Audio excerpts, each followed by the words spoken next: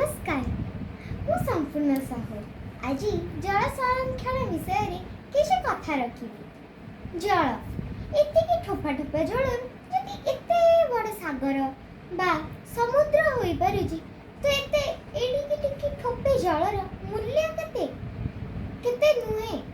तो आमे एतिकी जल को नष्ट करबा काहेकि जल हमर जीवन जेते बेले क्यों जगह लाइन पड़ोजी आमको पानी पीवा को मिलने आमे किपरि कष्ट पाउछु सेही परि ठोपे जल को आमे नष्ट करिबानी सब बेले जल को एतिकी ठोपे कण एतिकी बे जल हेले आमे ताकू काम रे लगाइबा को चेष्टा करिबा जेपरि गाधुआ जल को आमे ढाली दउछु बगीचा रे गछ मन को देले भी एहा काम रे उपयुक्त एही परि आमे जल को काम रे लगाइबा जल नष्ट करिबा नै केते पिलाय अछंदी जल खोली देबे एवं पळाइबे हाथ धोई करी जल बंद करिबे नै सेठारे केते जल बा दूषित होउची केते जल बा नष्ट होउची से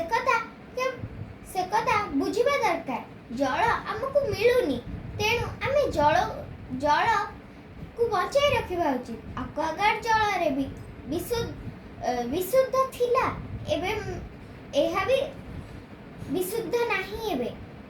100% रु एथरे 90%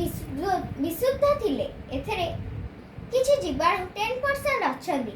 एही जल भी दूषित अटे किछि मात्रा रे तेनु जल आम द्वारा दूषित होउची आमे एही प्रति सतर्कता रहिबा आम जो पिला माने किछि अछंदी किछि भी सुनु नांती जत्ते कहिले भी पानी खोली के पळाउचंदी पानी नष्ट होउची त एही परि आमे ध्यान रखिबा केते लोक हजार हजार लोक ए दुनिया रे हमर केते लोक पानी मध्ये पाउ नांती आमे पानी को संचय करी रखिले तांको किछि सहाय्य मध्ये करि परिबा तेनु पानी को आमे